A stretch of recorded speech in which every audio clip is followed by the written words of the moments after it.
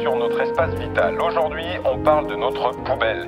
Et si vous faites partie de ces Français qui se demandent comment contenir les contenants, ne manquez pas la chronique de Jasmine Sauvage dans quelques minutes après le flash. Nul doute qu'avec ses bons plans et son micro magique, Jasmine saura réveiller les consciences et secouer le cocotier.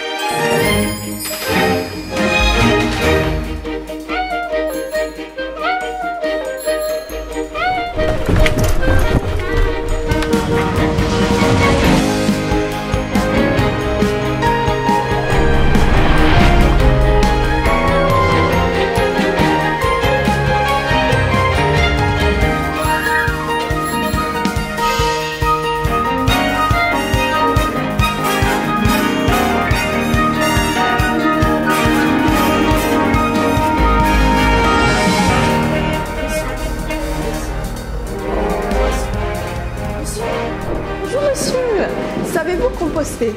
Oui, bien sûr. Oh, magnifique, bravo. Et c'est vous qui vous en occupez chez vous? Excusez-moi, mais là j'ai mon train. Ah oui, d'accord, pas de souci. Merci, monsieur. Encore bravo. T'as vu ça, mon poulet? Premier essai, bim! Ça veut de la balle.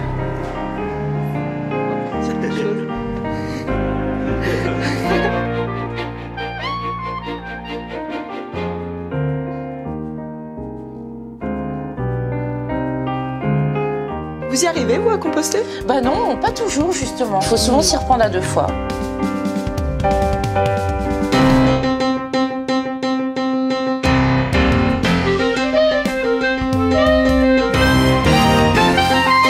Je gère.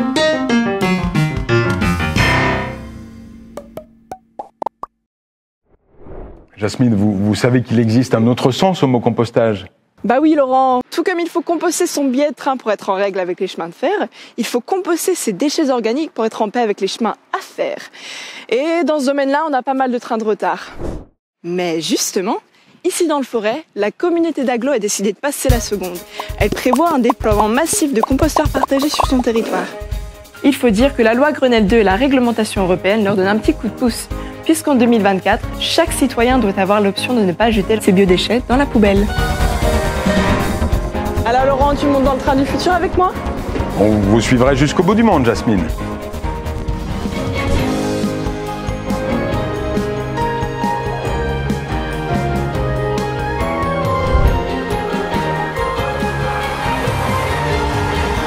Voilà Laurent, c'est ici, dans nos villes, nos villages du Forêt, que va avoir lieu cette petite révolution. Vous savez, la Banque mondiale prévoit une augmentation de 70% de nos volumes de déchets. C'est juste pas possible.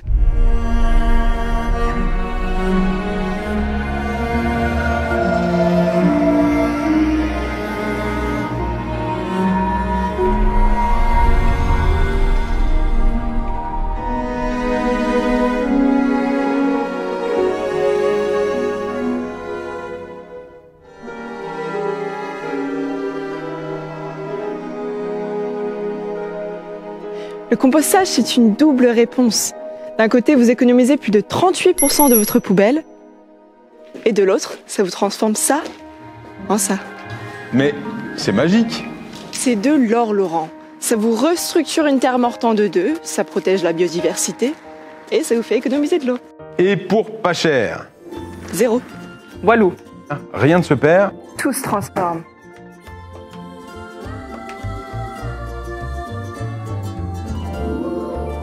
Mais vous vous posez certainement la question... Est-ce que je saurais faire? Eh bien Laurent, c'est pas si simple. C'est pourquoi j'ai invité Virgile, le référent du site, qui va nous aider dans cette aventure. Alors Virgile, il y a 3 bacs. Il faut choisir le bon, le bac d'apport. Comment fait-on pour le reconnaître? Il y a marqué bac d'apport dessus. Ah, on a bien fait de le faire venir, Virgile.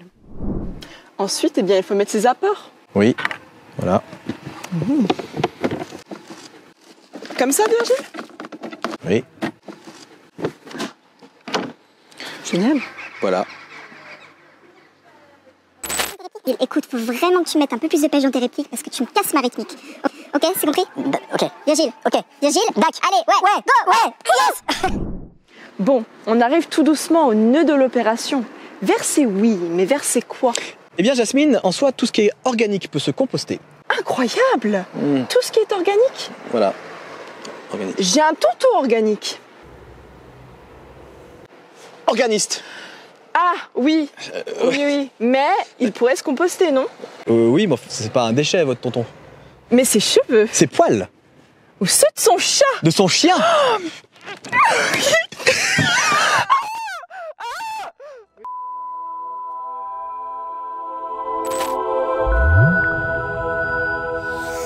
Bon alors, par exemple ça. Eh ben, par exemple, ça, pas du tout. Mais il y a marqué compostable dessus. Oui, je sais bien, mais il faut des conditions industrielles pour composter ça. Et puis si tout le monde amène ça avec ses épluchures dedans, elles se touchent plus, non, ça marche pas.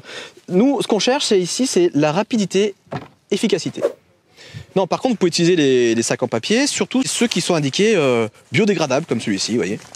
Et puis le top, Jasmine, ça reste bien sûr le bioseau qu'on vous prête et qu'on vous offre même le temps que vous inscrivez à l'opération.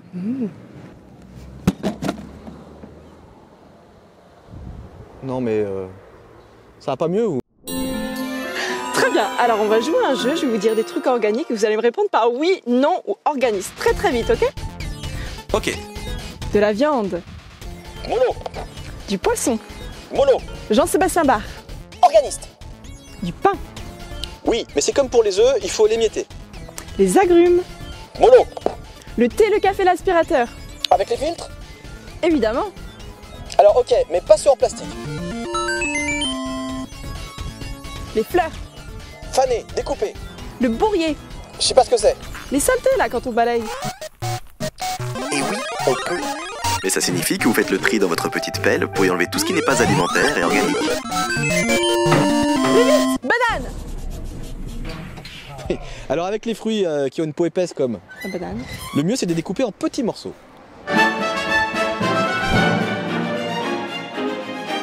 Et ensuite Virgile, une fois que j'ai versé mes épluchures. Alors une fois que vous avez versé, vous passez les petits coups de griffe là pour étaler vos apports. Voilà. Et si vous êtes courageux, Jasmine, un petit coup de brasse compost. D'accord, et ça sert à quoi ça? À brasser le compost. Génial. Voilà, vous mettez ça là dedans, vous vissez, vous enfoncez, vous remontez. Ça vous crée des petites galeries d'aération, c'est super pratique. Et pour finir? Et ben, le broyat, les matières carbonées, le structurant. Le structurant, d'accord. Voilà. Donc du bois, des feuilles, du papier non imprimé. Voilà, ce sont des matières qui permettent d'équilibrer le taux d'humidité, c'est important. Et ici, vous avez le top du top avec ce que la ville nous a fourni en broyat. Et ce structurant, on le trouve dans le bac de structurant.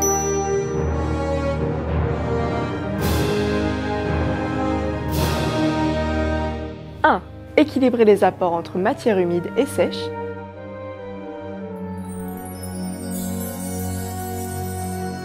2.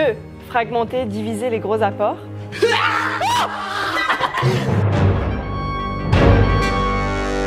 3.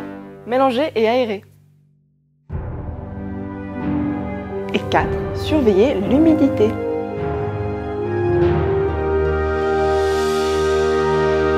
Donc, quand ce bac est plein, on va le transvaser dans celui-ci. Le bac de maturation. Et quand il est mûr, c'est la récolte. On vous contacte pour vous inviter à venir en récupérer. Et les associations qui gèrent le site, ici c'est les jardins ouvriers, viennent chercher le reste. À vous entendre, c'est facile, tout le monde pourrait le faire.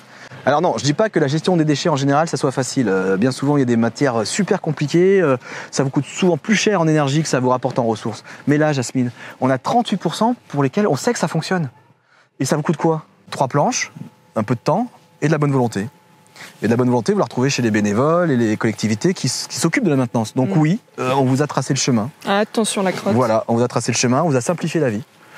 Je vais vous dire, celles qui bossent le plus dans cette affaire, c'est les petites bêtes qui sont là-dedans. Et elles aussi, elles sont bénévoles. Oui, enfin là, c'est le militant écolo qui parle. Non, c'est tous ceux qui l'utilisent, d'un côté.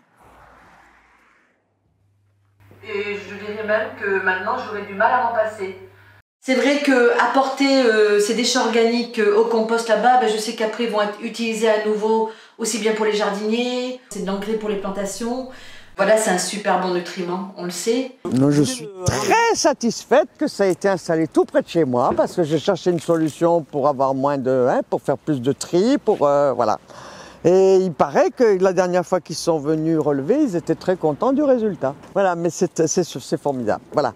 Super. C'est ce qu'il faut, des tas de choses comme ça pour améliorer un petit peu notre univers bien malade. Exactement. Comme de l'autre.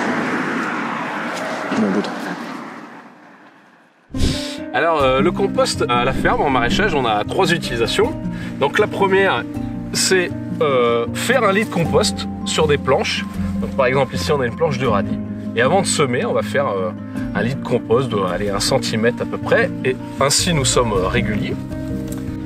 Ici, on peut voir donc planche de poireaux. Les poireaux, les tomates, les poivrons et d'autres sont des légumes exigeants. Et donc, lorsqu'on les plante, on peut faire un apport de compost important. Et donc, ça va être très nutritif et nourrir la plante. Et finalement, on a une troisième utilisation. Donc, on fait nos plants nous-mêmes ici. Donc, on utilise du terreau, mais également du compost en mélange. Et ça permet de réduire la quantité de terreau et faire quelques économies. Un effet auquel on pense moins, c'est un effet prophylaxique. Prophylaxique ? Ouais, c'est qui a un impact positif sur les cultures, préventif même, grâce à la vie biologique du compost et tous ces champignons qui viennent concurrencer ce qui est déjà présent dans le sol.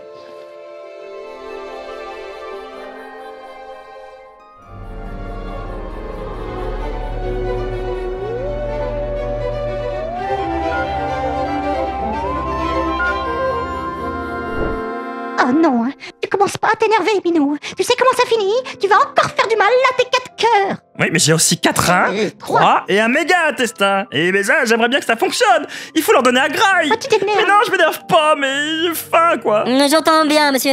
Mais je suis tout seul ici. J'ai pas 4 bras. Je précise à monsieur, madame, que nous sommes en hiver. Super, en plus de rien becter, on va se peler les meules. Plus précisément, la période chez les humains de congé scolaire. Bouge pas, Minou, tu vas voir que dans un instant, il va nous sortir que ces primates sont ses seuls fournisseurs. Alors moi, je voudrais pas faire baraclette, mais... Tout à fait. Tout à fait. Oui, c'est ce qu'ils mangent en ce moment, les hominidés. Des patates et du fromage. Eh ben, enlevez le fromage et donnez-nous les pelures de patates. On aime ça, nous. Hélas, monsieur, c'est un quartier écolo. Non. Et bah quoi? Des patates bio. Des patates bio. Et bah quoi? Ils mangent la peau. Les salauds! Mais alors, qu'est-ce qu'on va devenir, mon rodoudou? Nous sommes perdus! Nous sommes mardi. Oh, vous, ça va, hein?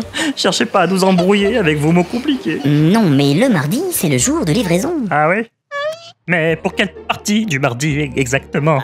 Exactement, je sais pas, moi c'est pas une science exactement, mais quand il fait jour là d'un coup comme ça, eh ben moi je dirais que ça devrait... lui tarder. Qu'est-ce qui lui arrive à votre femme? Bah elle étouffe! Oh bah oui, je l'ai vu tout de suite. Hein. Vous savez, il faut accepter de pas tout savoir de l'autre, lui laisser sa bulle, son espace de créativité. Mon Dieu, mais ce verre étouffe! Vite, y a-t-il un docteur dans la salle? Vous fatiguez pas? Comment? Mais bien sûr que si! Il faut faire une manœuvre de Heimlich, libérer ses poumons! Mais elle en a pas des poumons. Bah, comment elle étouffe si elle a pas de poumons? Elle dit que les vers de terre respirent par la peau. Oh, ah, d'accord. Sauf que vos humains, là, ils ont envoyé de la sauce. Oui, il y avait des trucs un peu gras. Bon bah voilà.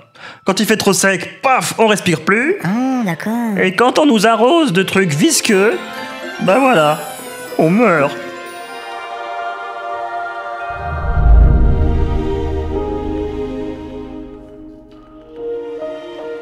C'est bien, Virgile, t'as bien travaillé. Et maintenant, on profite, ok? Regarde comme c'est beau ici. C'est vrai. C'est bucolique. Hein? Bucolique. J'ai un tonton qui est bucolique. Dis donc, t'as quand même une grande famille. Ouais, mais lui, il est spécial. Ouais. Ouais. Il bucole trop. Ouais, ils vendent des journaux.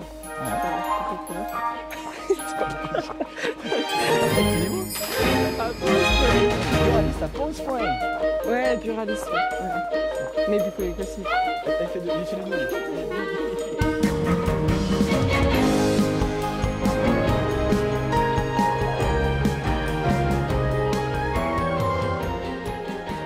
Et avec les moucherons, comment on fait? Non. Alors les moucherons c'est compliqué. Il faut savoir que les petites cyarides, là, les petites mouches noires qui vous sautent à la figure quand vous ouvrez le couvercle, elles ont une période de reproduction très courte. Donc c'est un jeu contre la montre quand vous êtes en période estivale. Moi je propose de limiter déjà les apports fruités, les apports sucrés, les enfouir, les recouvrir et surtout si vous ne pouvez pas les amener tous les jours, et ben à ce moment-là gardez-les au frigo dans une boîte bien hermétique.